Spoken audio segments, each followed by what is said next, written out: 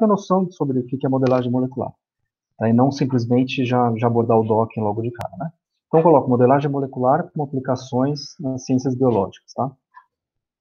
Então, é o seguinte, esse seria uma apresentação, um curso, ela estaria dividida em 5 tópicos. Eu vou dar uma geral sobre isso, mas só para vocês saberem o que poderia ser abordado de uma maneira mais, assim, mais avançada, né? Que seria, então, a introdução sobre modelagem molecular, alguns aspectos gerais, falar como é que são feitos os estudos de modelagem molecular estrutural, a gente precisa construir a estrutura, depois da estrutura a gente analisa quais são as características básicas que a gente quer estudar. A segundo tópico seria os softwares que são utilizados, são muitos softwares, então eu sugeri para vocês usarem o Autodoc Vina, vocês baixaram o Autodoc Tools. Para análise eu gosto do Discovery Studio, mas tem uma infinidade de softwares. Então coloquei alguns que eu uso com mais frequência, mas tem uma infinidade enorme de software, né? No tópico 3, eu coloco aqui como software de otimização de geometria, porque é o seguinte, quando a gente baixa as proteínas, né, os receptores, do banco de dados, ela está já, vamos dizer, na conformação experimental, né, ideal. Mas quando a gente trabalha com os ligantes, esses ligantes muitas vezes a gente tem que construir através de algum programa. E a gente precisa fazer uma otimização estrutural. A gente tem que fazer, vamos dizer, um acerto nessa geometria para ver se a geometria está correta ou não. Então teria um tópico sobre otimização de geometria, daí entraria o docking molecular, e por último seria a mecânica molecular. Eu não estou vendo aqui na minha tela, mas é mecânica molecular ou dinâmica molecular. Então eu vou dar um geral sobre esses tópicos, mas basicamente a gente vai falar sobre docking, né? Tá? Então vamos lá. Deixa eu passar aqui. Então vai ser a apresentação, vou falar sobre o Autodoc, vou falar um pouco sobre o Discovery Studio, que a gente acabou não abordando muito no vídeo tutorial. Mas depois a gente vai fazer a gente vai melhorar um pouquinho essa parte do Discovery Studio, que a gente acabou nem dizendo como instalar, como usar, né? Eu vou comentar um pouquinho hoje também, né? Bom, de uma maneira geral, o que é essa modelagem molecular? A modelagem molecular são uma série de ferramentas para você estudar desde átomos, moléculas, macromoléculas, misturas, soluções, materiais, proteínas, células. Isso, para fazer esse tipo de análise, a gente vai precisar sempre da estrutura. Então, a gente vai precisar construir átomo a átomo essa estrutura, e a partir dali, a gente utiliza uma simulação computacional para fazer isso, e através dessa simulação computacional a gente consegue extrair uma série de propriedades. Propriedades estruturais, termodinâmicas, eletrônicas, magnéticas, e assim por diante. No caso do docking, que a gente está mais interessado, a gente vai basicamente abordar propriedades estruturais e propriedades termodinâmicas. Então, propriedades estruturais seriam as conformações do ligante dentro do seu receptor. E a propriedade termodinâmica que a gente está estudando é a energia livre de ligação. Essa energia livre de ligação vai estar relacionada, então, com as constantes de afinidade que vocês medem experimentalmente, tá? Bom, como é que a gente conseguiria, se eu quero estudar matéria, qual que é a teoria que a gente utiliza para estudar matéria? Como eu sou físico, na hora já vem a mecânica quântica, né? A mecânica quântica estuda efetivamente a interação entre átomos, a interação entre os prótons, os elétrons, né? Essa é a grande teoria que a gente estuda, tá? E uma das equações, a equação, vamos dizer, uma das principais é a chamada equação de Schrödinger, que a gente chama de H-psi igual a E-psi, que é uma das mais tradicionais, né, que a gente utiliza, né? E ela talvez seja conhecida de todos, um pouquinho de mecânica quântica, de química quântica, através daquela história do gato Schrödinger, né? Então é do gato Schrödinger, então é uma brincadeira que foi feita, então, na época, para se interpretar essa equação de Schrödinger, tá? Então, aqui eu tenho a equação de Schrödinger, eu vou falar brevemente o que ela traz de informação. Esse H a gente chama de hamiltoniano. Hamiltoniano, lembrando, então, para vocês tentarem lembrar um pouco da física ali, há muito tempo atrás, seria a soma de energia cinética mais energia potencial. Então, energia cinética seria o movimento dos átomos, dos elétrons, né, dos prótons, e energia potencial seria uma energia de interação entre elétrons e prótons, elétrons e elétrons, entre os compostos, né? Então seria mais ou menos isso. Só para vocês terem uma noção do que se trata essa hamiltoniana. O psi, que é a chamada função de onda, são aqueles orbitais que a gente vê em química, né? Então, um S, 2S, 2P, 3S, 3D, né? Essa função de onda, então, a gente acaba representando de uma maneira, através de probabilidade, através desses orbitais, os orbitais atômicos, né? E esse E seria as autoenergias eletrônicas, que são exatamente cada orbital eletrônico vai ter uma energia, então a gente associa essas autoenergias eletrônicas. Pessoal, então, tudo bem? Vocês estão me ouvindo? Tá claro? Como é que tá a história? Eu não estou vendo a cara de vocês aí. Tudo bem? Sim, professor, tudo certo. Sim, tudo certo. Maravilha. Beleza, então vou continuar.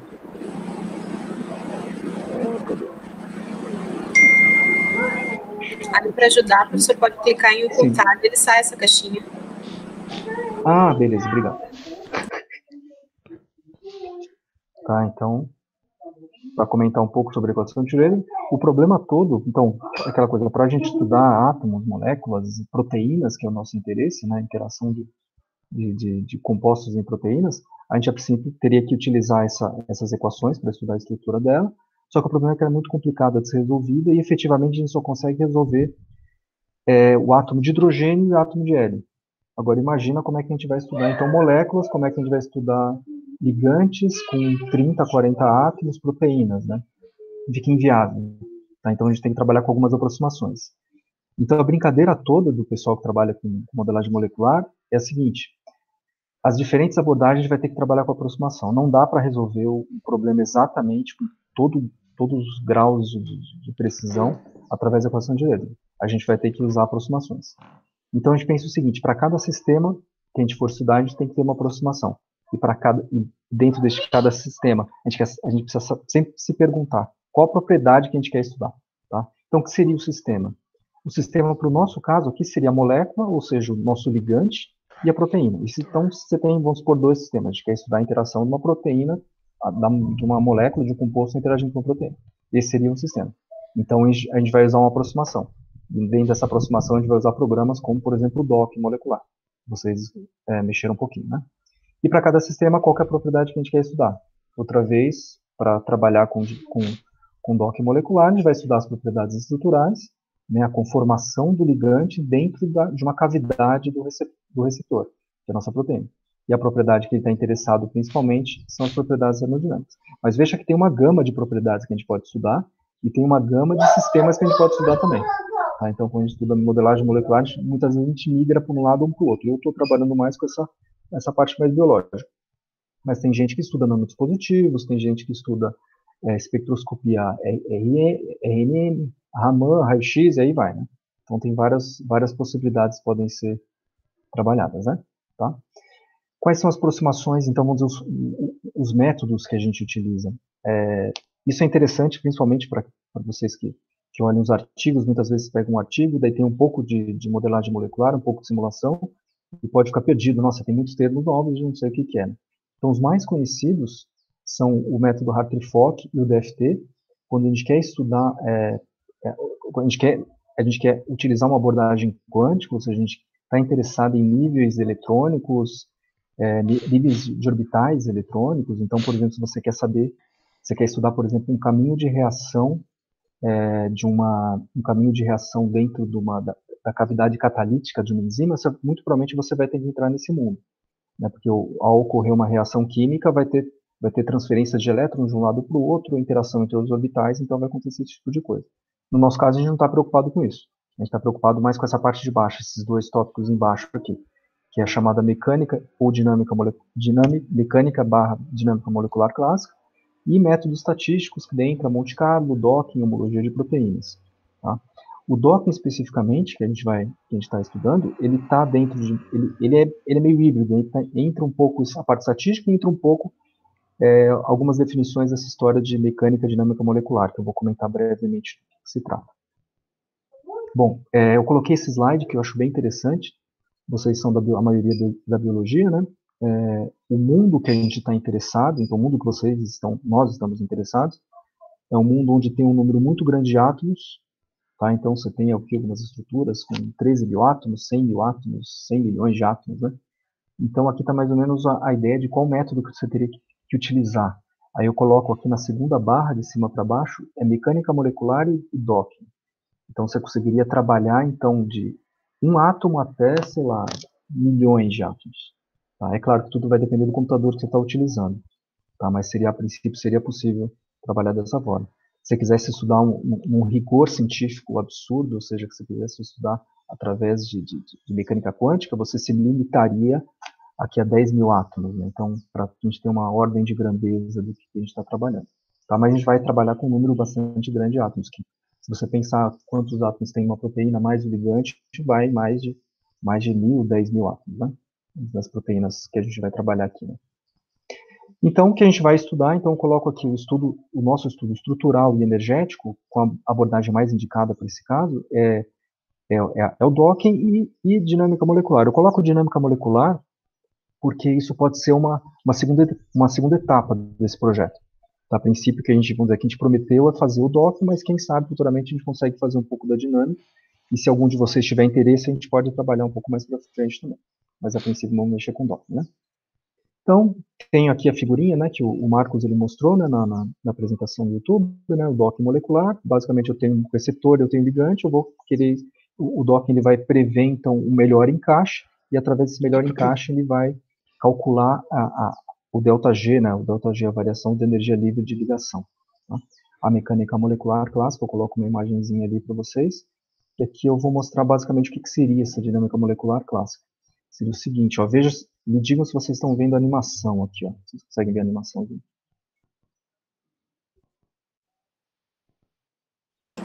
Sim, professor. Sim, tá, beleza. Então, o docking ele é praticamente estático. O docking, você pega um receptor, uma proteína que está parada, e o ligante ele vai se movimentar, mas dentro do algoritmo dele, para tentar achar melhor encaixe. A dinâmica, a vantagem, por exemplo, da dinâmica é que você vê um movimento praticamente quase que é um modelo, claro, é um modelo que a gente está trabalhando, mas é como se você tivesse um microscópio e estivesse enxergando a interação do ligante no receptor. Hoje, ou seja, a gente vê realmente o movimento, a movimentação. Então, ele é um método mais complexo, mas ele é muito mais, ele dá informações muito mais reais para a gente. Tá? Aqui eu mostro uma outra animação interessante, que é um estudo que eu fiz há um tempo atrás, da interação, uma dinâmica molecular de um medicamento que se liga a uma estrutura de DNA, né? Um pedaço de estrutura do DNA. Então a gente consegue ver não só se ele vai se ligar, mas se ele vai se manter naquela posição, considerando que você, no caso real, você tem temperatura, você tem solvente, você tem íon, você tem uma quantidade enorme, tem pressão envolvida, né? Tem uma quantidade enorme de coisas que estão acontecendo ali no teu tubo de ensaio, né? Então a gente consegue ter uma imagem, vamos dizer, uma imagem não, na verdade um vídeo mais ou menos real do que está acontecendo dentro desse modelo que a gente está trabalhando, né? Aqui um outro caso, onde a gente estudaria como é que esse medicamento ele vai interagir efetivamente. Então, a princípio ele está no solvente, ele tem uma barreira de reação para efetivamente se ligar no DNA. Tá? Então, isso a gente calcula também. Através da dinâmica molecular, a gente pode calcular a barreira de reação, né?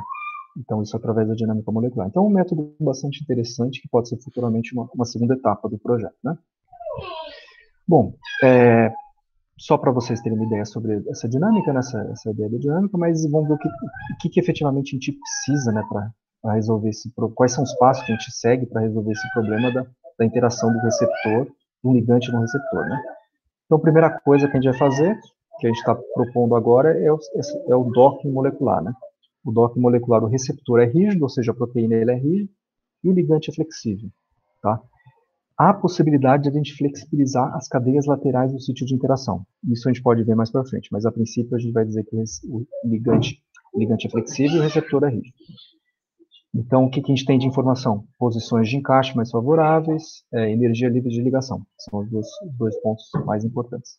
Numa dinâmica molecular, a gente tem receptor e ligante livre, ou seja, está tudo se movimentando, é como se tivesse uma lupa do que está acontecendo no tubo de ensaio, né? E o que a gente tem de informação? A gente tem a chamada estabilidade dinâmica do composto, a gente consegue saber se o docking informa, beleza, o ligante ele tem um sítio de ligação, mas será que ele ficaria lá, pensando que está tudo em temperatura ambiente, pressão, você tem íon, você tem solvente, né? Então a gente consegue ver a estabilidade dinâmica, a gente consegue ver os chamados modos de respiro do receptor, ou seja, tudo está se movimentando, mas tem modos básicos de movimentação. Então a gente conseguiria ver esses modos que a gente chama modos normais de vibração, que é bem interessante, a gente consegue ter a intuição de como é que funciona a nossa proteína, a nossa enzima, né? conseguiria estudar dinâmica de reação, efeito solvente, trocar solvente, verificar o que vai acontecer com a situação, ou seja, dá para fazer bastante coisa, né? Tá. Bom, essa é a primeira parte, só para vocês terem uma ideia do que é essa modelagem molecular. Tudo bem? Vocês estão... Todos entenderam? Dúvidas, perguntas? Só uma perguntinha. Essa dinâmica molecular, ela tem um pouco a ver com a parte de equilíbrio químicos ali entre as enzimas ali de uma solução a qual ela está dentro ali, como acontece esses choques efetivos, tem a ver, alguma coisa a ver? Exatamente. Então, deixa eu voltar nessa imagem. Eu já fechei aqui, mas deixa eu mostrar. Seria como mais, tipo, experimental, assim mesmo, né? Como você disse no tubo de ensaio. Isso, seria mais ou menos isso. É claro que tudo que a gente está trabalhando é um modelo, né? Por isso que é chamado modelagem molecular. É um modelo, mas vamos dizer, é o melhor dos mundos que a gente tem. Vocês estão vendo minha tela aqui? Sim. Seria o melhor dos mundos para a gente tentar enxergar o nível molecular, né? Então você veja, tem os choques entre as moléculas. Aqui seria uma simulação das moléculas de água, né? Os azulzinhos, não sei se vocês estão vendo, seria uma representação das ligações de hidrogênio, né? Então veja que as moléculas de água elas vão colidindo uma contra as outras, elas se aproximam, se afastam, então forma essa rede de ligação de hidrogênio. E no final de contas você obtém um comportamento dinâmico do teu sistema, né? Então seria isso exatamente isso que você me falou, que você perguntou, exatamente. Mais perguntas, dúvidas? Tudo bem? Tudo. Então vamos lá para a segunda parte aqui. A parte eu já coloco aqui, acho que o doc mesmo, deixa eu ver.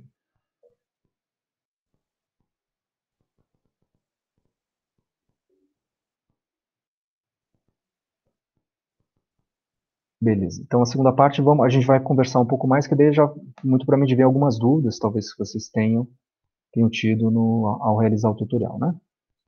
Bom, então o que eu vou falar sobre, discutir esse tutorial que vocês fizeram do Autodoc Vina, então por favor, tudo que vocês tiverem de dúvidas, perguntas, façam agora, né? Que vamos dizer, a partir a lição de casa para a próxima semana vai ser estudar alguma proteína do Covid com algum ligante da professora Shirley, né? Então já vai fazer, vão tentar fazer alguma coisa um pouco mais realista e não vai ter mais nada para comparar, né?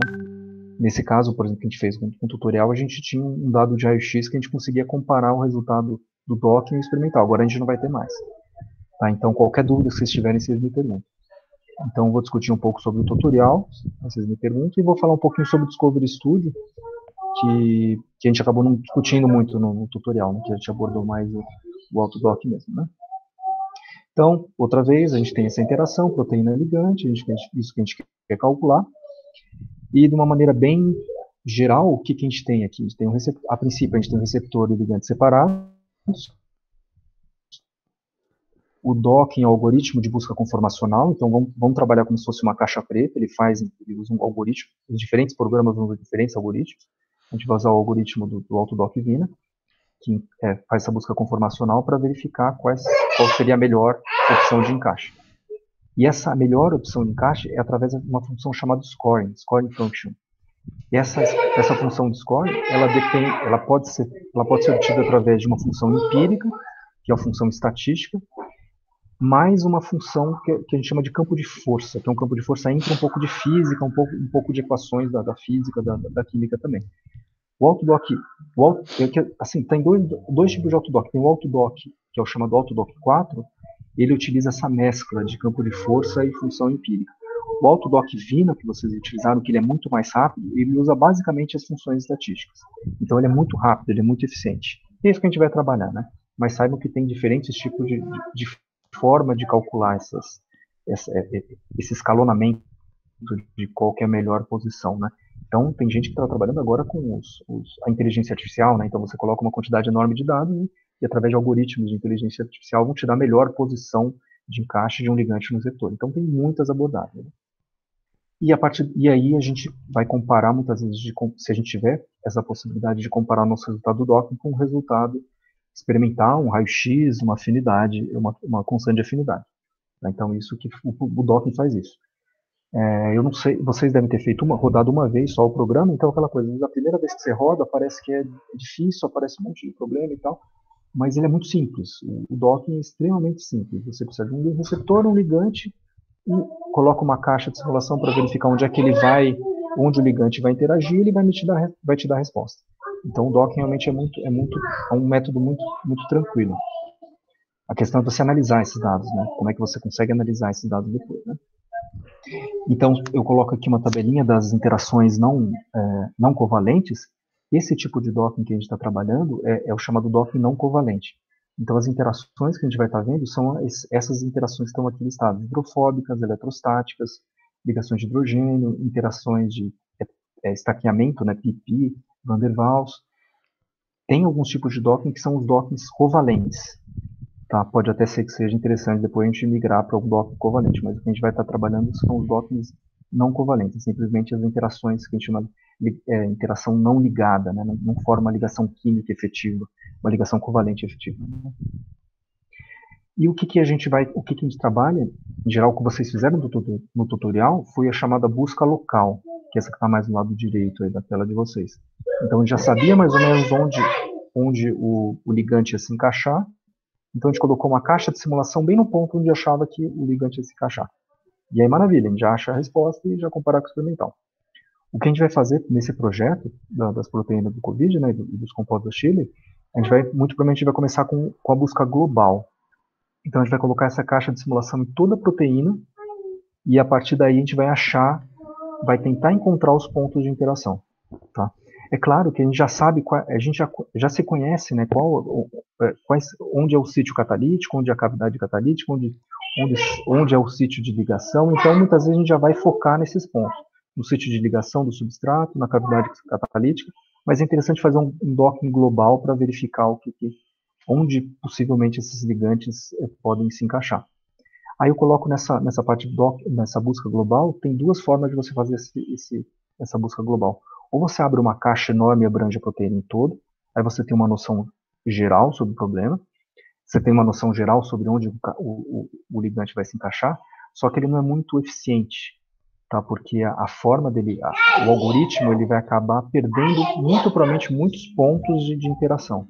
O ideal num docking global é você fazer, por exemplo, 5, 6 cálculos com caixas de informação menores e que abranjam a proteína como um todo. Então, essa seria a forma correta de ser feito, um docking global. Mas é aquela coisa, num primeiro momento a gente coloca a caixa em toda a proteína e vê o que vai dar. Mas depois a gente vai fazer a coisa mais séria, olhando várias partes da proteína com caixas pequenas, né? Bom, então agora eu vou pedir para vocês para já começarem a pegar na pasta tutorial que vocês fizeram, o tutorial do doc, né? Peguem os arquivos ligante PDB e receptor PDB, já selecionem ele aí para a gente já começar a trabalhar. E vocês vão abrir esses arquivos com editor de texto. Se vocês quiserem já abrir o microfone aí, porque daí a gente vai trocando ideia.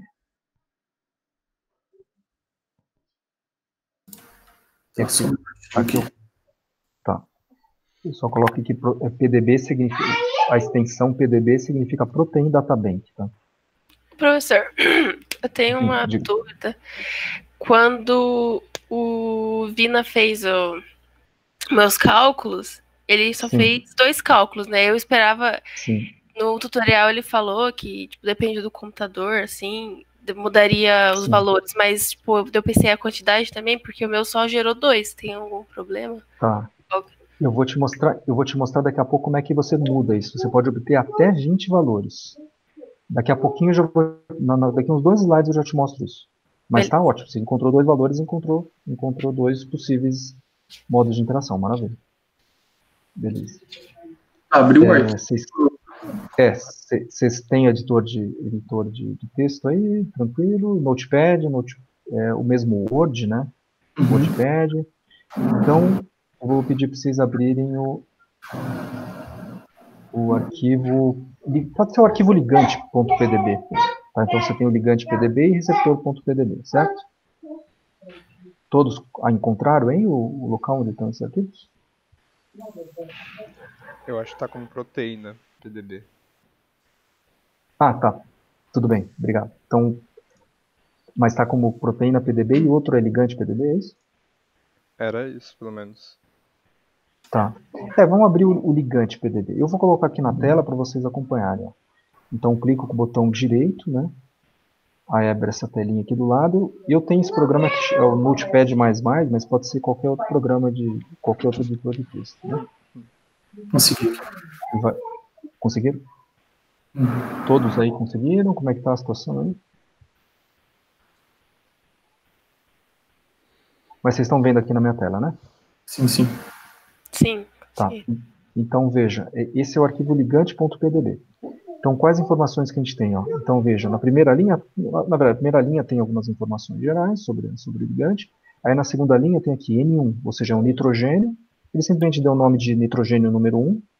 E aqui tem as posições XYZ e as posições espaciais do nitrogênio, certo? Aí depois, carbono, que ele chamou de carbono 1, posições espaciais, carbono, oxigênio, nitrogênio, ou seja, é isso. A informação que eu tenho aqui nesse arquivo ligante PDB é a informação de cada átomo e a posição espacial. É basicamente isso que eu tenho, certo? Até o final. Muito bem. Se você abrir o arquivo proteína, o receptor, vai ser a mesma coisa também, não precisa nem abrir.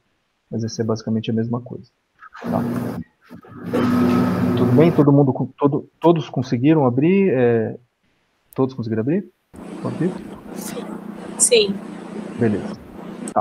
Tem então esse é o arquivo. Oi? Tem algum banco de dados na internet que dê para baixar outros tipos de proteína, ligante, assim, para poder fazer outras simulações? Sim, tem. É exatamente o site Protein Databank. Você escrever Protein Databank no Google, vai aparecer, muito provavelmente vai ser o primeiro, né, da lista, e aí é um banco de dados de proteínas, todas as proteínas que foram obtidas por cristalografia, entre outros métodos, né, de obtenção de estruturas cristalográficas. Né? Tá? Então, daqui a pouco eu vou mostrar vou colocar uma figura do site, daí se quiser você tenta entrar em paralelo também. Os outros arquivos que são importantes, que vocês, na verdade, o Autodoc Tools, ele gerou, é o ligante.pdbqt e o receptor.pdbqt. Então, só vejam se vocês encontram esses dois arquivos aí na pasta tutorial de vocês.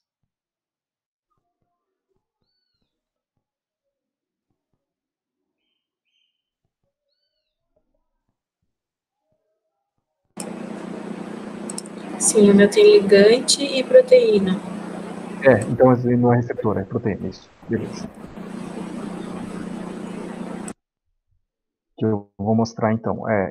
Então, assim, o programa Autodoc, ele transforma o arquivo PDB em PDBQT. O que significa PDBQT? Ainda assim, é proteína databank, só que ele adiciona a carga elétrica, esse Q do PDBQT, ele adiciona a carga elétrica, e o T, ele adiciona a torção. Tá? Então, quando a gente trabalha com um ligante, e esse ligante ele tem ligações simples, ele pode ter várias conformações distintas, o programa ele reconhece quais são as possibilidades de ângulos de torção que ele pode ter, e ele coloca a carga elétrica. Essa carga elétrica, eu coloco aqui essa imagem, está associada à eletronegatividade dos átomos. Né? Então, vamos dizer, o exemplo típico, né?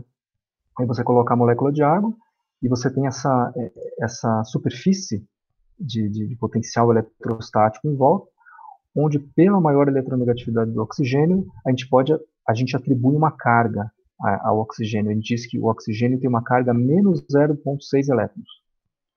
E aqui eu coloco os hidrogênios, tem uma carga mais 0,03 e o outro hidrogênio mais 0,03. Se você somar essas cargas, vai dar zero, né? Porque a molécula de água tem carga nula, né? Ele não é uma molécula carregada. Mas, pelo motivo de ter essa diferença de eletronegatividade entre os átomos, então o programa atribui cargas elétricas, né, aos átomos. E exatamente nesse ponto é onde a química entra em ação dentro desse programa, onde os átomos eles não vão ser mais pontinhos no espaço, né, simplesmente pontos isolados no espaço, mas eles são pontos que vão ter algumas propriedades que vão estar assumindo, por exemplo, cargas elétricas distintas, interações de Van der Waals, entre outros parâmetros. Tá? Então, o programa ele faz isso, ele associa então um arquivo de coordenadas e transforma ele num arquivo que tem coordenadas, mas tem carga e atribui torção a eles também. Então, vou abrir o arquivo ligante PDBQT, para vocês verem aqui no computador. Então, ligante PDBQT, que é isso aqui, tá? Todos estão vendo aí na minha tela? Sim. Sim. Beleza. Sim, professor. Beleza.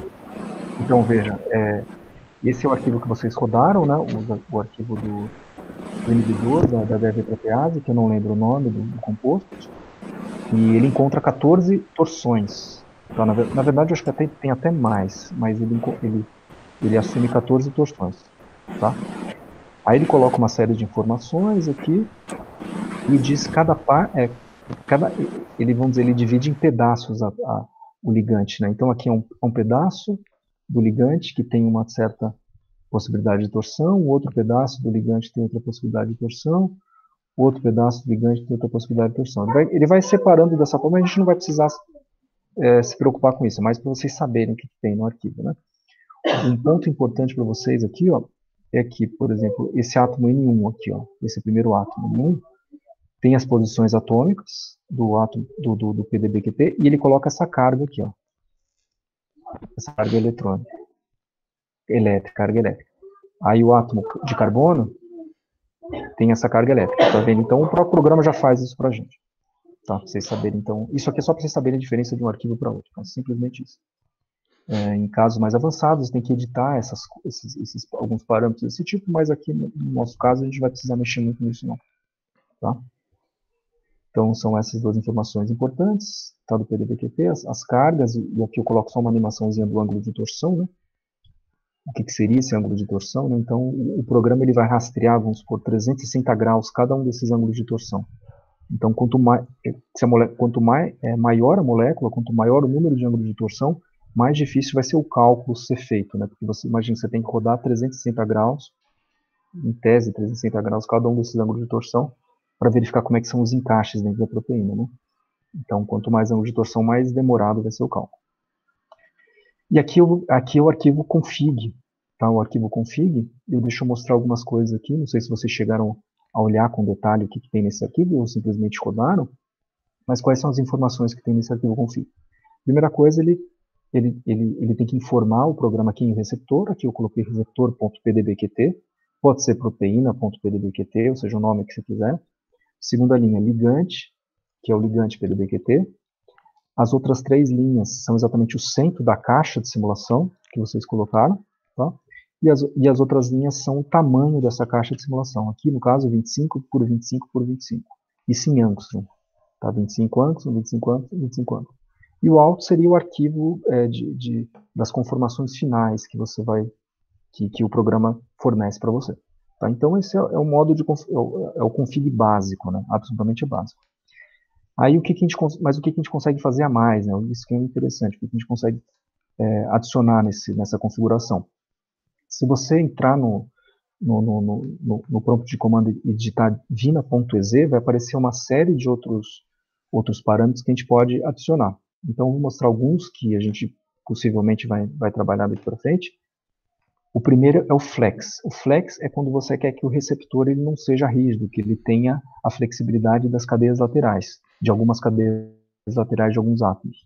Então, você vai identificar quais são os átomos, quais são os aminoácidos que você quer que a cadeia lateral se movimente também. Ou seja, para melhorar a qualidade do docking, basicamente isso. Porque o receptor é completamente rígido, é como se fosse uma fechadura rígida, né? Então seria interessante a gente flexibilizar um pouco as cadeias laterais da proteína também. Outro ponto importante que a gente pode mais para frente adicionar, né? O log, esse log é simplesmente para ter um arquivo de log, tem algumas informações a mais. Isso a gente pode colocar um arquivo de log. Aqui, esse exhaustiveness é para você aumentar a precisão do cálculo, né? Então aqui o default, pelo que está escrito aqui nesse manualzinho, ele é 8. Agora, se a gente quiser calcular, aqui está dizendo, quando você quer trabalhar com docking global, uma busca global, onde você vai colocar uma caixa de simulação muito grande, muito provavelmente você vai ter que aumentar esse parâmetro de exhaustiveness, para que você tenha uma melhor precisão nos resultados que você vai obter. Então, isso a gente vai mexer mais para frente. O outro ponto, então, que você me me perguntou agora, né, o número de modos ou número de conformações que você vai, que o docking vai te fornecer. Você obteve 3 conformações, outros obtiveram 2, outros obtiveram 4 conformações. Aqui, o default, né, o padrão seria até 9, mas você pode colocar até 20. Você pode obter até 20 diferentes conformações. Tá? Então, você vai colocar naquele arquivo config.txt, número de modos, aí você coloca 20. Eu não sei se é igual a 20, depois a gente vê. Eu acho que é igual a 20.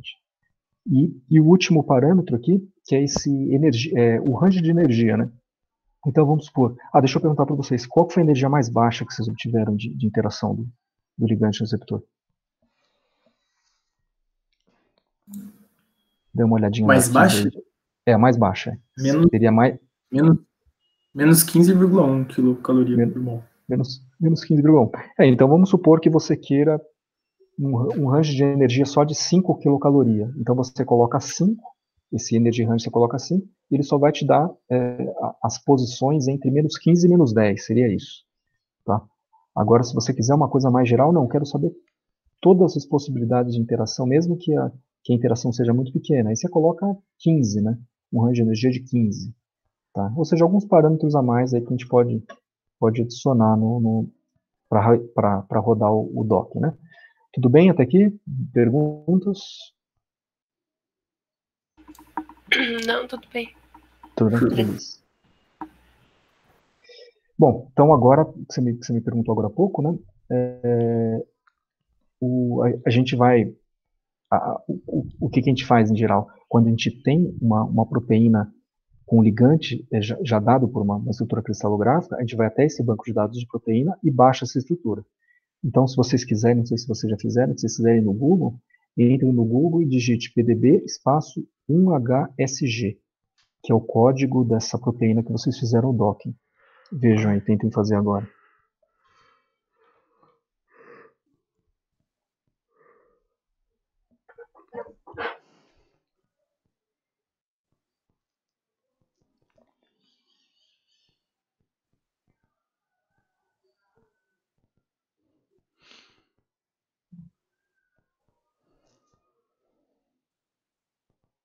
É o mesmo site que estava no tutorial lá.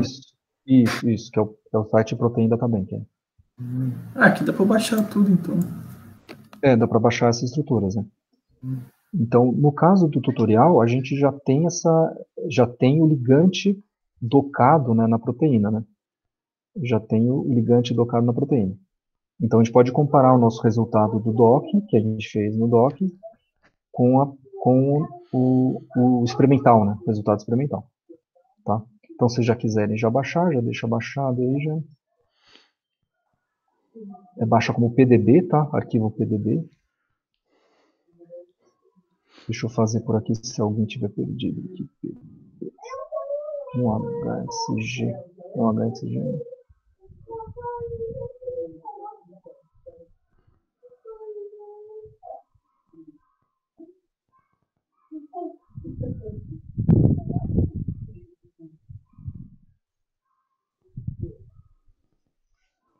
Né? Aí, se alguém não percebeu, né, só clicar em download aqui, do lado direito, PDB format, né?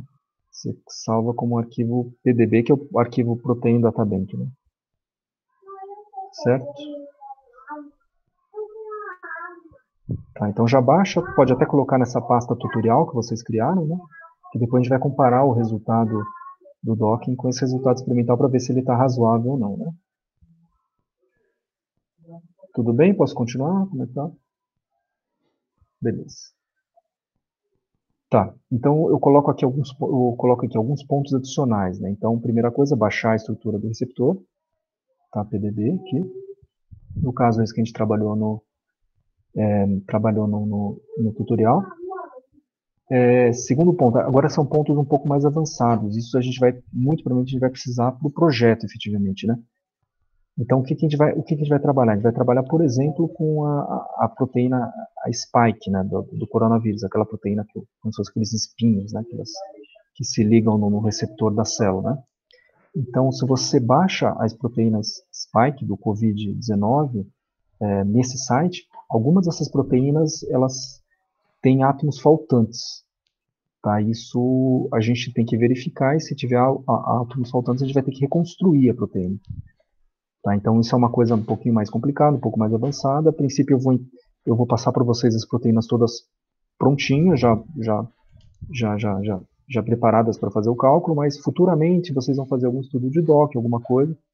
É interessante que vocês saibam que muitas vezes a proteína não está completa, falta um pedaço dela, né? Marcos, posso Sim, por falar uma favor. coisa? Sim. Então, assim, a spike, ela é enorme, né? E a gente Enorme. sabe que são algumas regiões dessa proteína que realmente seriam alvos, né? Sim. Então, nesse caso, não seria melhor a gente trabalhar com esses domínios, ao invés de trabalhar com a proteína inteira, por causa de peso na hora da análise? Então, o que é sempre interessante é a gente fazer esse docking global, só para ter uma noção geral, né? Não, acho que sempre vale a pena, porque assim, o docking, o cálculo ele não é muito demorado. Então vale a pena dar uma olhada geral, né? O que está na proteína como um todo, né? Mas sem dúvida nenhuma, se a gente ficar olhando pontos, às vezes, que não vai ter influência biológica nenhuma, né? A gente está perdendo tempo, né? Sim. Então deixa eu mostrar essa estrutura aqui, porque daí é exatamente isso que você... Deixa eu só ver, acho que é essa aqui, né? Eu vou te mostrar qual que é o ponto que normalmente os fármacos interagem, que é exatamente aquele ponto de encaixe, né? Deixa eu abrir aqui no Discovery Studio.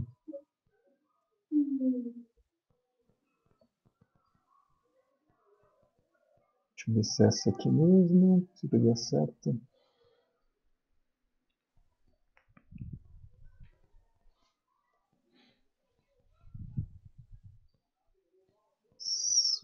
Essa aí, tá certo. Vamos ver. Demora um pouquinho aqui. Então vejam, estão conseguindo ver a proteína? Sim. Então vejam, realmente a spike é monstruosa, né? Ela é muito grande. Então muito provavelmente eu vou fazer um docking global para ter uma noção que vai que a gente encontra algum ponto interessante de encaixe que ninguém observou na literatura. Então eu vou olhar, mas vamos dizer, a região que em geral esses compostos eles se ligam é aqui. Eu vou tentar colocar em amarelo. Vamos ver se vai aparecer. É esse ponto aqui. Porque essa proteína que é a proteína spike na forma fechada, porque ela tem como se fosse uma dobradiça que abre e fecha, né? E os fármacos em geral interagem exatamente nesse ponto para travar essa proteína ou no formato de abertura ou de fechamento, né? Então nessa parte amarela que eu coloquei aqui, que é o ponto que vamos dizer que é o foco em geral de ataque dos fármacos, né, nessa região, tá?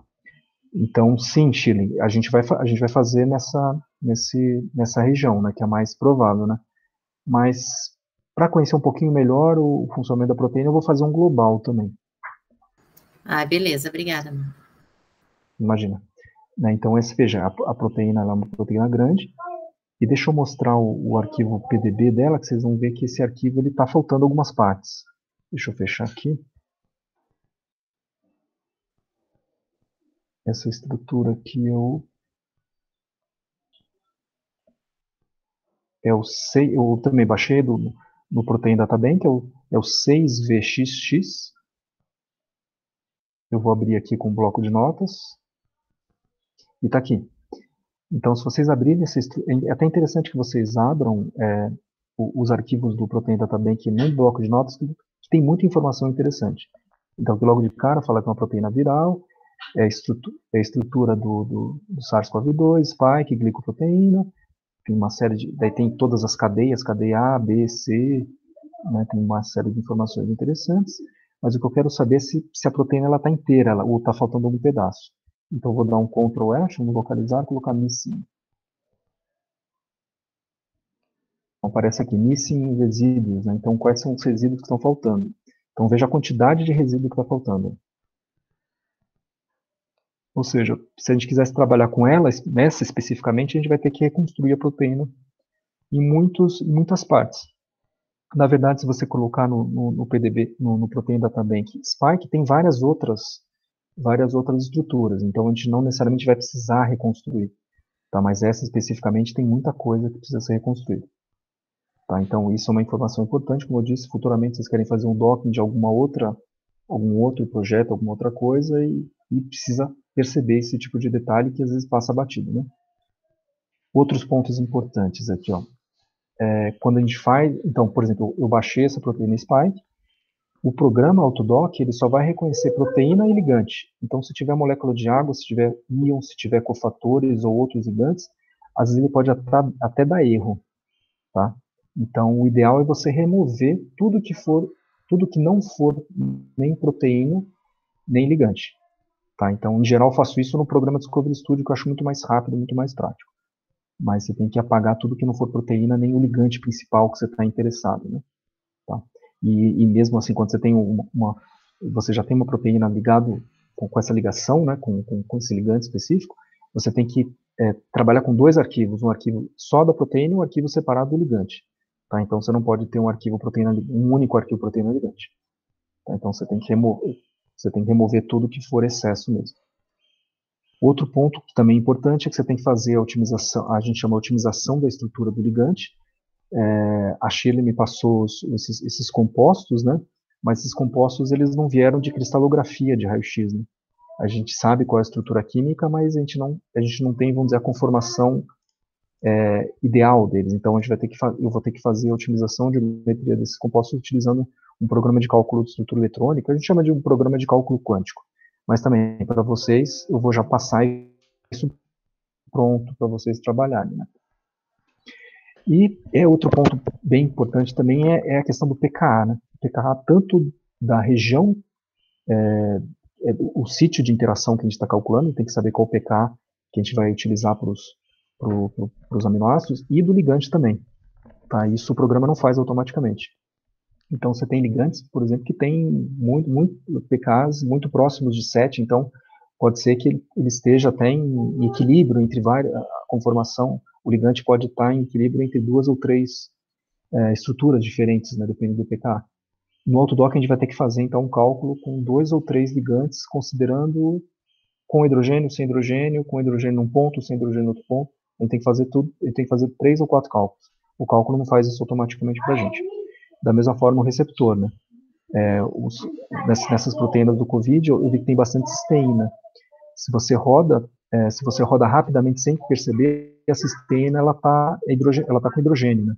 E muito provavelmente essa cisteína, para interagir com o ligante, ela está sem hidrogênio. Então a gente vai ter que fazer o cálculo pedindo no Autodock que ele considere essa cisteína do sítio catalítico sem hidrogênio. Tá? Então, algumas observações que a gente tem que tomar cuidado para não ter um resultado completamente falho e a gente não sabe o porquê, né? Então são esses 5 cuidados assim, que a gente sempre tem que ter. Eu vou disponibilizar depois essa apresentação para vocês, tá? Então é sempre bom vocês terem isso aí. Bom, em todo caso, se for para o YouTube, vai ficar no YouTube, né? Mas em todo caso eu disponibilizo para vocês o PDF dela também, né? Tudo bem? Perguntas, dúvidas? Não, tranquilo. Só uma observação, Marcos.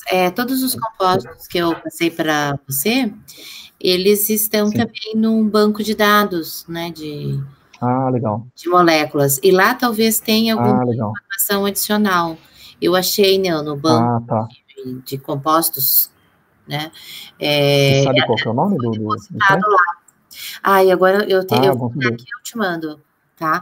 Mas eu achei que todos os compostos novos, eles já estão depositados lá. Beleza. Então depois você me avisa, né? Talvez esteja até otimizado. Alguém já fez uma pré-otimização, né? Desses compostos. A gente já trabalha com a estrutura mais bem certinha, né? Ou seja, com a estrutura química certa. Qual é o link? Mando para vocês. Beleza, obrigado. Bom, então agora a terceira e última parte, né? Então agora vamos analisar os resultados que vocês obtiveram. Eu vou dar uma geral do que eu acho que é mais importante e vocês vão me perguntando as dúvidas. Tudo bem? Ok. Então vamos lá. O que o programa Vina, né, o Autodock Vina gera? Gera basicamente 2 arquivos. Esse arquivo que é um arquivo de log, ou seja, ou aquilo que apareceu na tela para vocês, vejam que quando eu rodei essa estrutura, apareceu energias muito piores do que vocês obtiveram. Vocês obtiveram menos 15, né? Quanto mais negativa a energia, melhor o encaixe. Tá? Eu tive a minha melhor energia, menos 11,6. Eu tive 9 resultados, menos 11, menos 10, menos 10, né? E ele entrega para a gente também um arquivo, que é o que eu chamei de arquivo vina.ind. Deixa eu só mudar isso aqui. Vou chamar de resultados. Né? Sua pergunta? Sim, sim. Esses resultados têm a ver com o processamento do computador ou não tem nada a ver? Não, talvez alguma coisa. Como você teve vamos dizer, um valor de energia tão bom, talvez eu tenha feito até alguma coisa errada. Ou não coloquei o hidrogênio, porque. Entendi, mas aí eu tenho que olhar. Mas não tem nada a ver, então, com o Não tem a processamento ver dele, né? Não tem a ver. Assim, os programas de docking são programas estatísticos. Então, você rodou agora na tua máquina, você obteve uma energia menos 15 e uma determinada conformação. Se você rodar amanhã, você pode encontrar uma energia menos 16 e uma conformação um pouquinho melhor. Tá? Então, ele faz um levantamento estatístico, né, das possibilidades de encaixe, mas ele não faz um levantamento completo de todas as possibilidades. Tá? O que a gente pode fazer para melhorar isso é aumentar aquele parâmetro exhaustiveness e deixar ele com mais precisão. Aí ele vai demorar mais para realizar o cálculo, mas ele vai encontrar muito melhor o encaixe mais perfeito possível. Mas, em geral, esses valores que vocês obtiveram, eles estão muito bons, né, em relação ao valor experimental. Né? Uma explicação que aconteceu no vídeo é que as primeiras tentativas minhas deram menos 15, por exemplo. Aí, como eu fui fazer a última parte, que eu precisava refazer de novo, deu outros resultados. Inclusive deu 3. Então, por isso que ficou meio confuso. Desculpe. Ah, tá. Não, mas pensem nisso. O docking realmente é um método estatístico. Então, num computador vai dar um valor um pouco diferente do outro, não por causa que é o computador especificamente. É porque, ou seja, é uma média. Ele calcula, se você calcular isso 20 vezes, aí você vai ter uma média. Isso você vai ter, então, um valor mais próximo de um real. Por exemplo, o real seria aquele próximo do raio-x, vamos dizer. Tá? Ok. Perguntas, mais dúvidas? Bom, beleza. Então a gente tem o que o programa fornece são esses dois arquivos, né? Deixa eu colocar aqui um arquivo no caso, para mim, eu pedi um arquivo de log, né, mais as energias, e o arquivo das conformações, né, que são todas essas conformações distintas, né, dada todas as torções que ele pode realizar, né? E aí você coloca essas conformações dentro da proteína e vê como é que isso encaixa. Tá? Então, a primeira coisa que a gente vai fazer, que eu acho que isso foi difícil de entender, porque a gente, na verdade, não colocou no tutorial, né? Vamos fazer a superposição dessas estruturas. Então, vou pedir para vocês fazerem... todos têm o Discovery Studio instalado? Sim. Então, vamos abrir o Discovery Studio. E vamos abrir os arquivos do docking que vocês calcularam, né? Proteína e resultado, e depois abrir esse arquivo que é como é que é esqueci qual que é o código PDB do arquivo da proteína.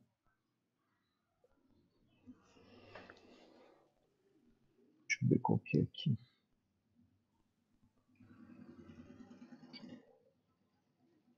Eu já fechei, né? Fechei. 1HSG, né? 1HSG. Isso. Abram um arquivo 1HSG e aqueles que vocês calcularam com o Vim.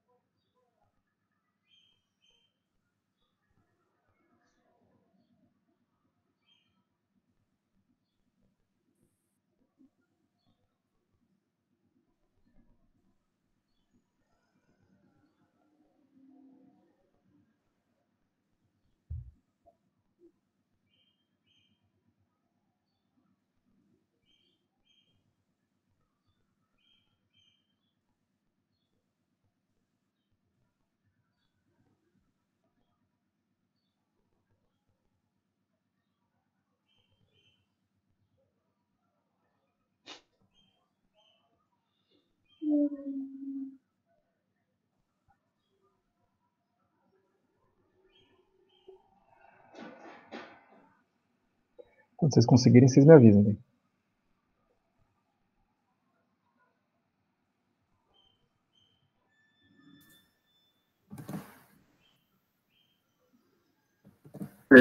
Só para abrir o arquivo 1HSG? Isso, e os arquivos do doc, né? Então aqui eu estou abrindo o arquivo resultados, né? Resultados do doc e o arquivo da proteína também. Ok. O receptor, né? Receptor ou proteína, né?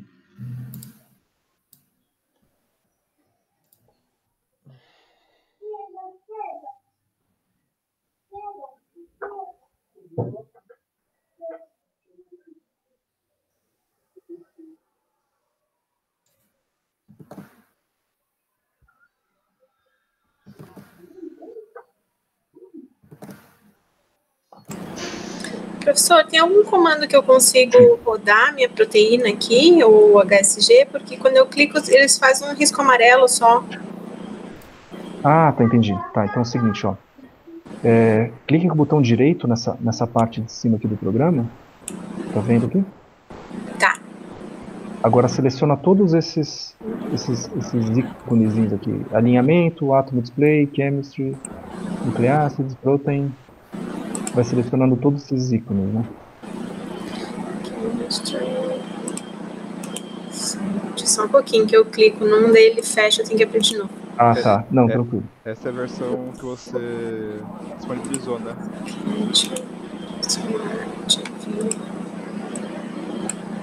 Brown.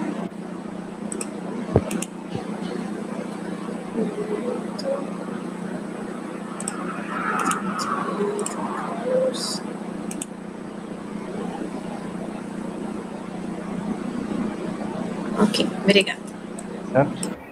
Então você pode organizar, né? Você organiza os ícones da melhor maneira que você achar, né? E você vai, eu acho que em View, tem isso aqui, ó. Não sei se você está vendo aqui na minha tela, ó. Tem flechinha, tá vendo aqui? Tenta encontrar esses ícones aqui, ó. Selecionar, girar, transladar e zoom. Esses 4 aqui. Encontrou na tua tela? Vou procurar aqui que tá minimizado. Eles ficam todos juntos, né?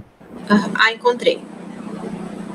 Mas assim, em todo caso, você consegue trabalhar com o botão direito, o botão esquerdo e o botão do meio do mouse também. Às vezes você consegue fazer tudo numa mesma forma, tá vendo? Aqui, ó, eu tô mexendo, eu tô girando, eu tô selecionando e tô dando zoom, tudo usando o mesmo ícone. Ele roda. Isso. Ah, legal. Consegui. Obrigada, professor. Tá. Todos conseguiram abrir os... Sim, professor. Não, mas realmente a gente não chegou a explicar sobre o Discovery Studio, né? Obrigada. Todos. Então, são 3 arquivos. Ó. Tem o arquivo receptor ou proteína, o arquivo resultado e o arquivo 1HSG. Todos estão com esses 3 arquivos no Discovery Studio? Sim. Brown. Sim. Você falou que também o tutorial do Discovery Studio ia disponibilizar pelo outro professor, que já tem tudo pronto. Outro vídeo. Ah, sim. Não, com certeza. A gente vai... A única coisa que daí na hora que a gente for editar os vídeos, aí você já coloca o link pro Discovery Studio do outro professor. Certo. Sim, já está pronto. Os tutoriais estão prontos, sim.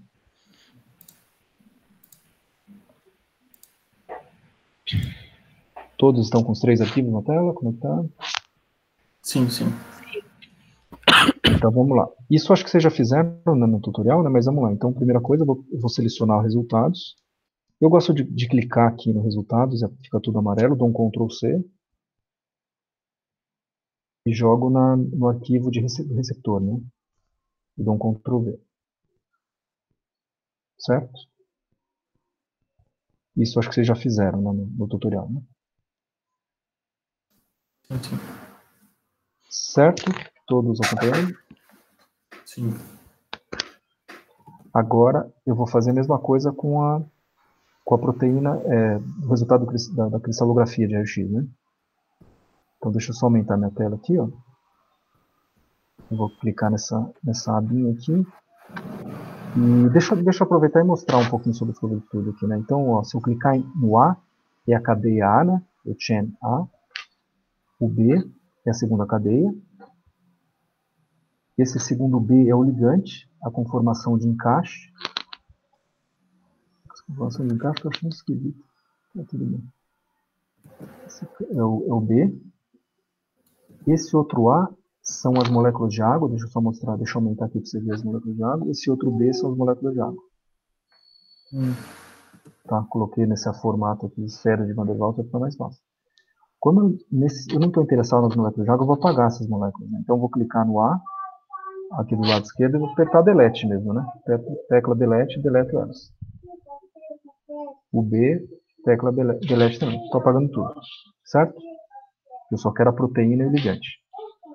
Agora eu vou selecionar o céu, né, todo mundo, vou dar um Ctrl C e colocar junto com o receptor.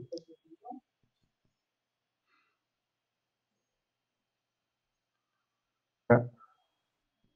Veja se todos chegam nesse ponto aí.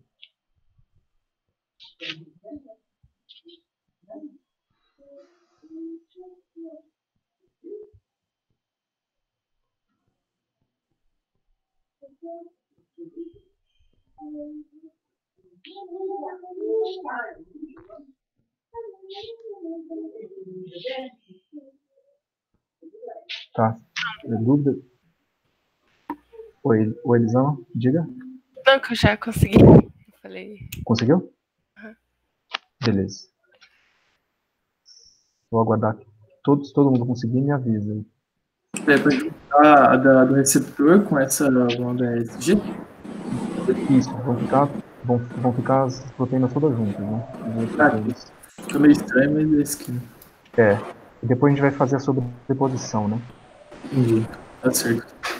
Deu certo. Tá certo? Acho que conseguiu. Ok, tudo certo. Beleza.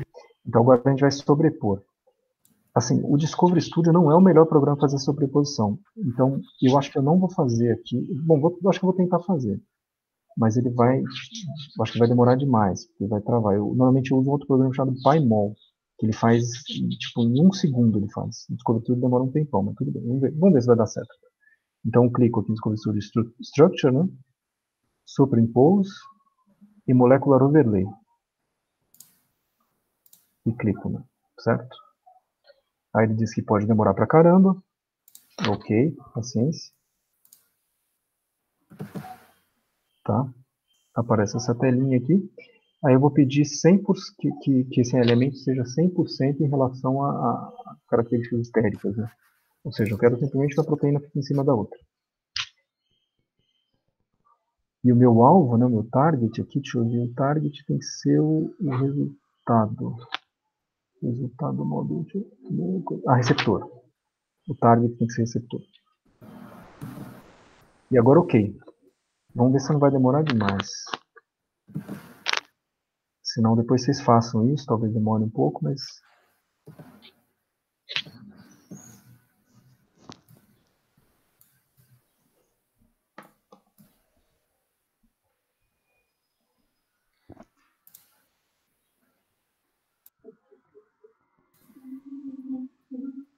Acho que aqui foi. Ficou meio roxinho. Agora foi.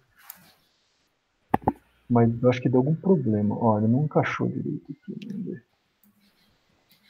Vamos ver aqui, ó. Eu não gostei desse resultado, não. Ele encaixou, mas...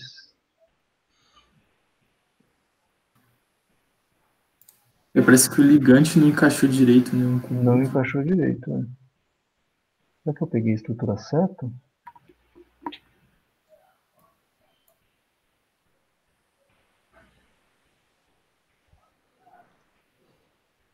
Peguei as interações.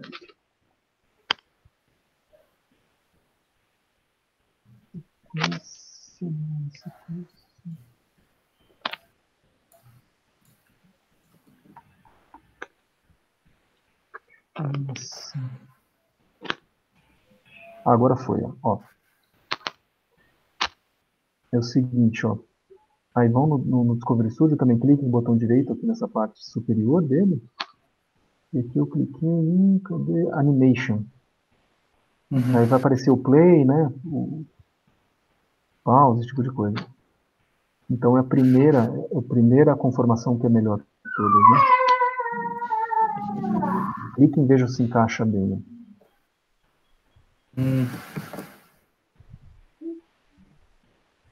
Conseguiram ver o encaixe? Uhum. O meu deu Então uma. veja. Deu uma. Tá deslocado? Tá deslocado, e daí eu fiz aquilo ali, e agora ele está. Tá bugando, assim. Mas está travando o computador, você disse? Não. O programa? Os dois grandes estão um em cima do outro, assim, tá se mexendo. Ah, tá. Você deve ter apertado. Eu acho que quando você aperta play, deixa eu ver qual que é. Tá. Ah, tá. Você aperta play, ele fica um. Ah, tá. Ele fica trocando todo. Isso. É isso aqui, né? Tá. Então, na verdade, aperta esse que é o pra frente. Não sei como é que chama esse botãozinho, que é um fast forward, né? Ah, tá. Não, step forward. É o step forward. E aqui veja que no lado esquerdo aqui do programa eu puxo essa janela aqui para a gente conseguir ver os resultados. Ó. No meu caso, eu tive acho que são 9 resultados. Né? Aí eu tenho várias possibilidades de encaixe, né? E a primeira que é a melhor de todas, né? Ele coloca em ordem, né? Essa aqui seria a melhor de todas. Todos chegaram nesse ponto aí? Tudo bem? Sim. Então, para facilitar a visualização, o que a gente pode fazer? Eu vou retirar a proteína. Então, eu vou clicar aqui também do lado direito aqui do lado esquerdo, no caso do descobertor, vou tirar o A e o B, que é a cadeia A e B, né? Tá no caso, não está aqui embaixo, não, cadeia A e B. E como tem duas proteínas sobrepostas, né? Veja que o encaixe ele está quase perfeito, né? Um desses anéis benzeno, não benzeno, porque aqui é uma piridina, eu acho, né? Isso é uma piridina. Uma dessas piridinas aqui está levemente deslocada, mas assim, o encaixe é muito bom, né? Eu acho que, se não me engano, o resultado que o Marcos mostrou no tutorial está até melhor que esse. Mas ele está, ou seja, tá muito bom. Então, quando você tem um resultado experimental para comparar, é o mundo ideal, né? Então a gente verifica se o programa ele funciona ou não. E só observando assim você consegue ver que o encaixe ele tá muito bom em relação ao outro. A gente consegue verificar através de uma análise estatística chamada RMSD. Mas hoje eu não vou falar sobre ele. Tá? Mas é uma maneira de você verificar o quão bom esse encaixe, não só visualmente. Né? Então, quantitativamente, o quão bom esse encaixe. Mas eu deixo para uma próxima conversa. Né? Tudo bem aqui, vocês? Todos entenderam? Uhum. Sim. Tá. Uma última coisa que eu vi que vocês, eu acho que muitos tiveram dúvida também. Eu vou fechar o arquivo, porque bagunçou, vou abrir outra vez. Ó. E eu vou mostrar então aquela interação, mostrar aquela imagem da interação receptor-ligante que tem no descobertor, que é bem interessante. Ó. Deixa eu abrir aqui. Ó. Então aqui é o receptor. E aqui são os resultados. Eu vou fazer a mesma coisa, eu vou dar um Ctrl C nos resultados e Ctrl V no receptor.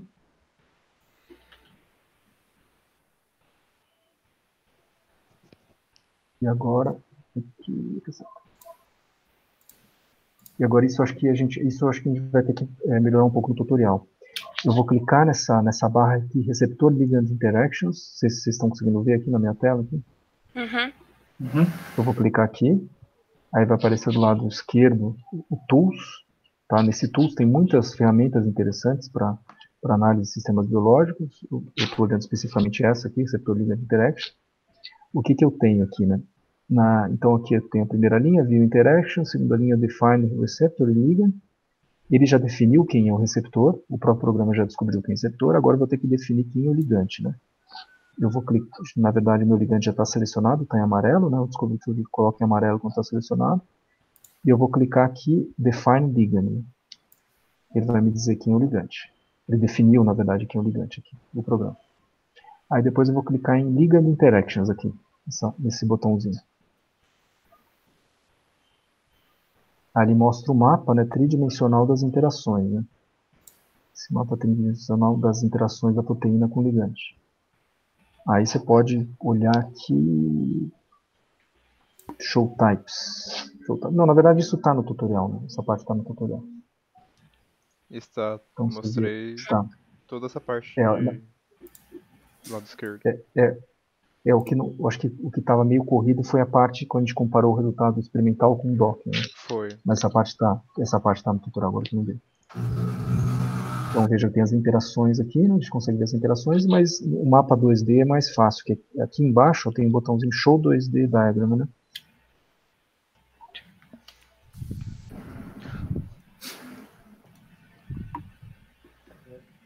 Aí você tem um mapa, em paralelo você tem esse mapeamento tridimensional e mapeamento em 2 dimensões das interações, então, dos aminoácidos, né, de qual cadeia com o nosso ligante, né? Então veja que basicamente você tem 3 ligações de hidrogênio que são energeticamente são as mais fortes, né? Ligação de hidrogênio, quando tem ligação de hidrogênio, elas são normalmente as mais fortes. Tem algumas outras interações, essa ligação de hidrogênio de carbono, ela é fraquíssima, normalmente eu até tiro ela é meio quase que desprezível, um Van der Waals, assim. Você tem interações, aqui você tem uma interação π-sig e uma interação π-alquil. Tem outras interações que chamam interações hidrofóbicas, né? Tem alguns pontos hidrofóbicos que se ligam no receptor em pontos hidrofóbicos. E essa basicamente, então, é a análise, né, fundamental que a gente tem que fazer, né? Vamos dizer, análise local, né? Não fundamental. Uma das análises é a gente fazer esse levantamento do sítio de interação, onde é que ele está interagindo, e essa parte é da interação local, a gente quer realmente entender como é que é o encaixe, né, desse receptor com o ligante. Uma coisa interessante, assim, que lendo agora esses artigos, né, dos inibidores que estão sendo criados para o COVID, então tem pesquisadores que trabalham com inibidores absolutamente precisos, uma interação quase que perfeita, né? Você olha o número de interações desses inibidores, são incríveis, né? O encaixe é perfeito, né? Tem 15, 30 interações diferentes para ter um encaixe. A gente não sabe se na prática vai funcionar, mas em termos moleculares, assim, é um design assim, avançadíssimo. Marcos, a precisão que esses encaixes têm, né? Sim, diga. Desculpa a ignorância na área. Quando você fala que tem uma ligação precisa, o que nós veríamos nessa figura, por exemplo, que você está mostrando para a gente? Como que a gente enxergaria isso? Tá, então um dos primeiros pontos assim, as melhores energias fornecidas são aquelas que têm mais interações atrativas, né? Então deixa eu mostrar aqui, ó.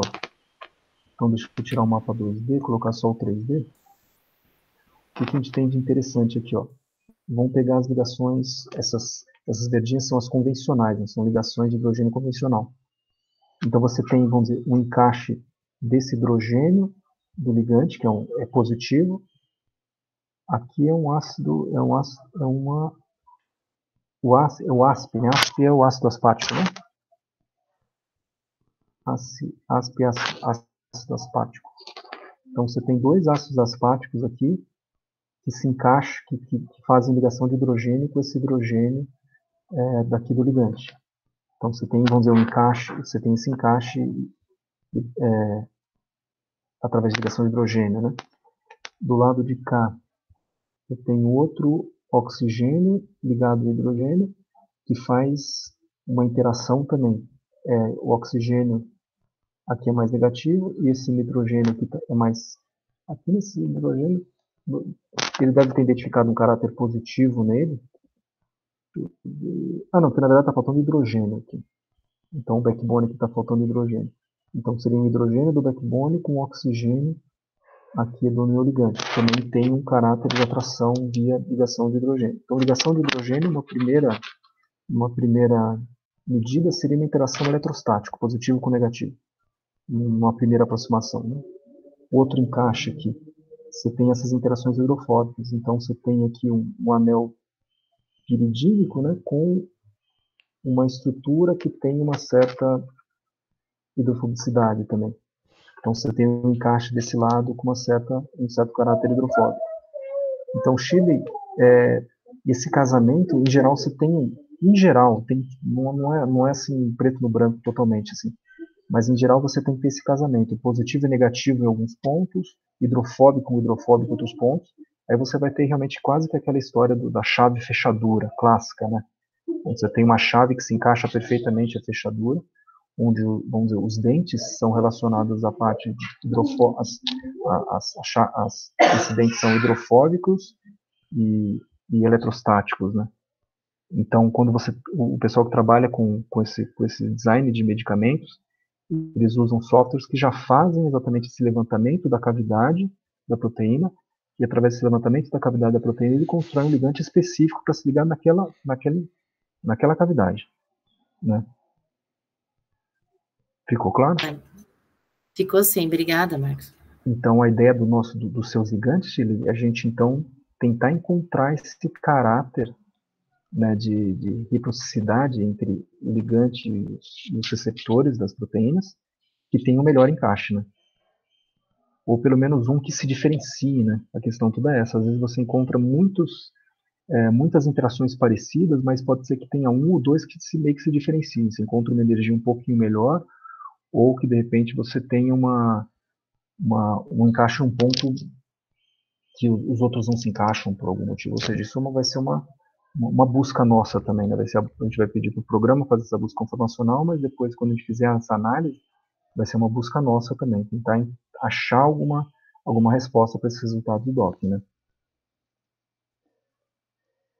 Mais perguntas, dúvidas? Eu tenho. Sim.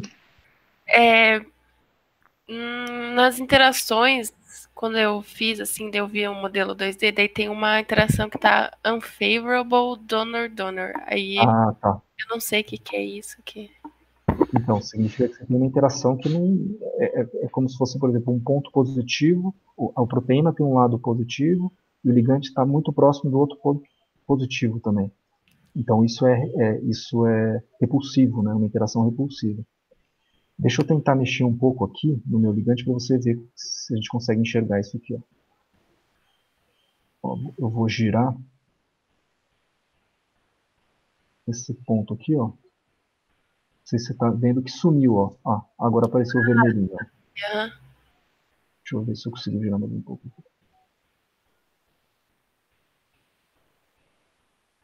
Vou girar mais para chegar nesse unfavor. Ó, aqui, ó. Então, vê, nesse ponto ele encontrou acceptor unfavor, seria isso, né? Uhum. Então, o que o docking faz? Ele depois de encontrar as posições de encaixe, ele vai meio que somar todas as contribuições. Então, vamos supor, ligação de hidrogênio convencional são tantos quilocalorias. Isso, claro, vai ser levado em conta as distâncias, tem uma série de parâmetros, não é tão simples assim, mas eu podia fazer uma conta rápida, assim, aqui nesse meu exemplo, são 3 ligações de hidrogênio convencionais. Então, soma, por exemplo, 2 quilocalorias cada uma. Então, você tem menos 6 quilocalorias. Você tem interação carbono-carbono, soma mais meio. Você tem uma ligação pi-sigma, soma mais meio. Mas você tem uma não favorável, você vai ter que subtrair 1, sabe? Nesse sentido, mais ou menos essa conta, vamos dizer, de uma forma grosseira que eu estou dizendo, mais ou menos essa conta que o programa faz. Entendi. Então, o ideal é que não tenha interações desfavoráveis, né? Você só tem informação. Oi, diga. E por que eu mexi em alguma coisa, assim, para ela aparecer? Então, assim, a conta é uma soma mesmo. Então, mesmo tendo uma interação desfavorável, na soma global, ela virou uma interação favorável, uma soma global, né, de todas as interações. Né? Uhum. Mas o que vale a pena, de repente, é rodar outra vez o docking, como eu falei, como um programa estatístico, né, se você rodar uma segunda vez, muito provavelmente você vai encontrar uma outra posição e talvez não encontre essa interação desfavorável. Então beleza. Mas é interessante quando a gente for trabalhar com os resultados reais, né, com o Covid, a gente vai ver muitos desses casos, né. Esse é o caso do tutorial, é o ideal, né, tem que dar tudo certo, né. Deixa eu só ver se tem mais alguma coisa interessante. É só a questão da sobreposição que eu falei. O RMSD, que é uma medida quantitativa e estatística, eu falo uma próxima vez. Não, acho que é basicamente isso. Vocês têm alguma pergunta, alguma dúvida dessa parte do tutorial especificamente? Ficou claro Ficou clara a explicação? Ficou. Sim. Então, vamos fazer o seguinte, ó, o que a gente vai fazer daqui para frente, né? Aí eu vou pedir a ajuda de todos, né? Eu estou fazendo o docking, né, dos 38 compostos da professora Shirley nas proteínas do Covid, mas eu vou pedir a ajuda de vocês para vocês me ajudarem, já que vocês já mexeram um pouco no Vina, né? Vou pedir para vocês me ajudarem um pouquinho. Então, o que eu vou propor, ó? A gente vai... eu vou passar as estruturas que eu tenho, né, que a Shirley me passou, para vocês. Então, antes disso, Shirley, quais estruturas você acha mais interessante trabalhar? Quais são aquelas que têm potencial antiviral? Eu lembro que você me passou a tabela, mas agora não estou lembrando. Eu também não sei de cor. Deixa eu abrir a tabela aqui. Tá.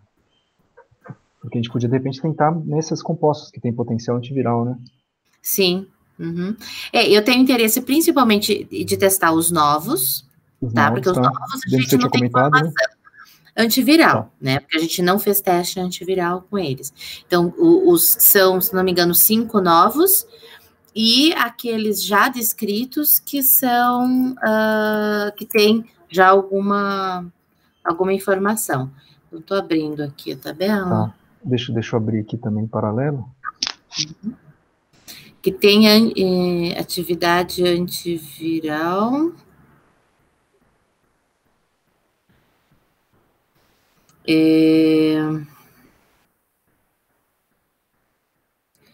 É o composto que está na linha 5 da tabela, que é o protocate.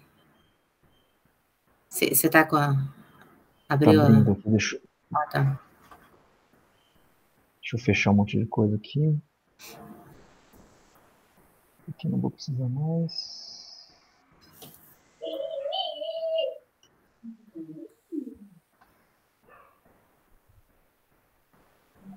Deixa eu descobrir isso tudo também.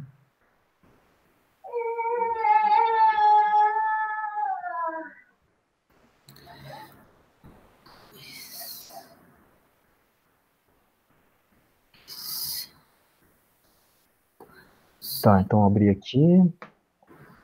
Você tinha colocado atividade, né? Aqui num campo, atividade, né? Ele tem uma das colunas, está na coluna J, na K. É atividade antiviral. Estou vendo aqui, talvez seja mesmo, mas estou vendo a coluna I. Não, aquilo ali é atividade daí contra a bactéria. Que nós avaliamos, né? Essa aqui é a atividade que está na I, contra a bactéria que nós avaliamos. Daí tem citotoxicidade, e daí na K é atividade antiviral. Então, eu acho que eu não estou com o arquivo certo aqui. Ou eu editei ele, talvez eu tenha editado ele e perdi essa informação. Tá, eu posso enviar de volta? Se puder, por favor, porque a gente podia trabalhar com esses, os novos, como você falou. Então, são vários aqui, deixa eu até verificar. 1, 2, 3, 4, 5, 6, 7, 8, 9, 10. Acho que são 12 que tem atividade antiviral. Bastante, e mais, então, né? Bastante. Que tem. Os outros, a maioria, ou não foi avaliado, ou não foi... Porque tem alguns que nunca foram avaliados, e outros que não foram detectadas atividade antiviral, tá? E aí, os compostos que são novos são 5. Tá. Esse eu tenho aqui, que é na coluna B, né? Isso. Coluna B.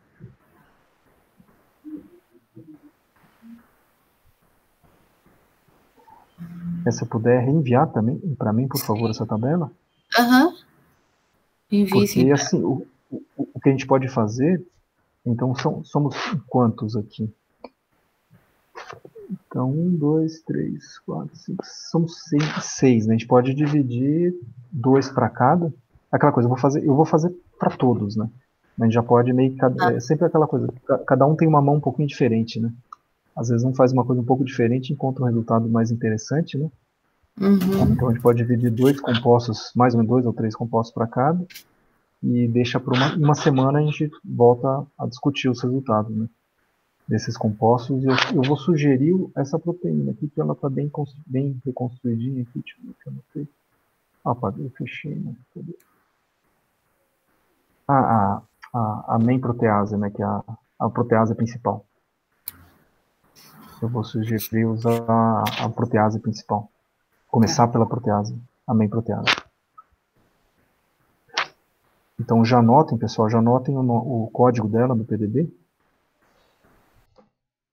Que é essa aqui, ó, 6LU7.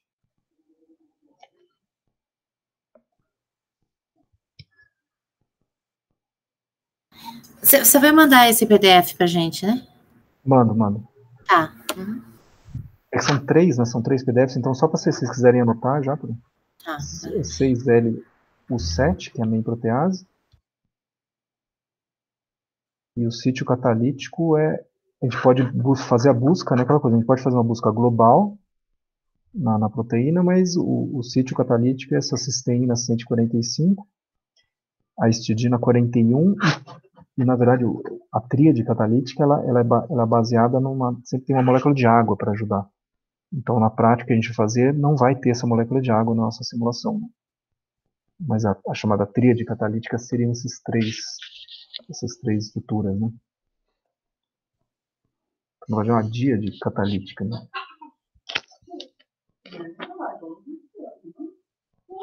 Só uma pergunta. Sim. Essas proteínas que são selecionadas para ver esses compostos aí, geralmente estão relacionadas a proteínas da reprodução do vírus? Então, essa main protease é aquela que faz o corte, porque assim, na hora que acontece a replicação da proteína, a proteína ela já não é automaticamente estruturada, né? Ela é como se fosse um filamento. O filamento gruda várias proteínas grudadas umas nas outras. Então você tem as proteases, você tem 2 proteases, você tem a papaina protease e tem essa main protease, que vão fazer os cortes específicos em pontos desse polipeptídeo, para aí sim a proteína entrar na fase de maturação e ela ter a formação necessária para a reprodução do vírus, né? Agora, você tem qual que é outra proteína que a gente vai se basear? A gente vai se basear nessa spike, que é aquele espinho que vai interagir com o receptor da célula, e uma outra que o pessoal trabalha também, uma que faz, se não me engano, é o que faz a cópia do material genético. É uma polimerase, se não me engano. Polimerase. Polimerase, Então essas são as 4 principais, são os alvos principais dos fármacos. Mas se você começa a olhar na literatura, realmente tem muitas outras, né? Tem helicase, tem muitas outras. Né? A lista é bem grande, no caso. É bem grande, SARS-CoV, mas essas 4 que nós inicialmente selecionamos é porque de trabalhos já publicados esse ano, mostrando que são os principais alvos para os quais o mundo está correndo atrás de algum ligante, né? Sim, Então começamos por essas, mas a ideia é expandir para todas aquelas que tenham estrutura resolvida, né? A questão toda é essa. Talvez tenha alguma proteína, não sei, se não me engano são 29, não tenho muita certeza. Talvez tenha algumas que não tenham ainda estrutura cristalográfica resolvida, aí não tem como. E outra questão é que a ideia depois é nós fazermos a expressão em laboratório dessas proteínas, para a gente purificar as proteínas e fazer os ensaios depois in vitro. Então, a gente precisa tudo que isso case, né? Que a gente já tem que em outros trabalhos que eles já clonaram, expressaram, porque aí vai nos facilitar o trabalho, né? Sim. Então, vamos fazer essa lição de casa, daí a Shirley vai me passar certinho quais são os compostos, vamos dividir 3, mais ou menos 3. Mandei, Marcos, já essa planilha. Tá. Eu vou te mandar o link do banco de dados lá onde tem beleza. os compostos também, tá? Beleza, obrigado. Tá? Então, só para resumir, eu passo esses compostos que a Shirley também está me enviando agora. Cada um vai ficar com 3. Eu já mais ou menos divido entre vocês. E a gente começa a trabalhar com essa main protease, né? Protease principal, né? Que tem esse código, né? Aí o interessante, como falei, a gente pode já fazer um docking local, próximo dessa díade catalítica, mas a gente pode fazer também um docking global para verificar se há outros pontos interessantes de encaixe, né? Que não foram identificados ainda, né? Acho que sempre vale a pena dar uma olhada, né? E o programa é bem rápido, né? Então acho que não vai demorar demais, não. Tá? Mas eu passo isso certinho por e-mail daqui a pouquinho para vocês. Beleza? Tudo bem? Dúvidas, perguntas, se não encerramos por aqui? Ok, professor. Tudo certo, professor. Muito obrigada. Beleza, então obrigado a todos aí. A gente vai conversando por e-mail e deixamos mais ou menos para uma semana, né? Esse trabalho daqui uma semana a gente volta a se conversar. Daí. Beleza, tranquilo. Muito obrigado. Beleza, mano. Obrigado. Um abraço para todo mundo. Então. Obrigada, Márcia. Obrigada. Obrigado. Tchau, tchau. Tchau. Tchau, tchau. Tchau. Falou, Marcão. Falou, até. Até mais, até mais.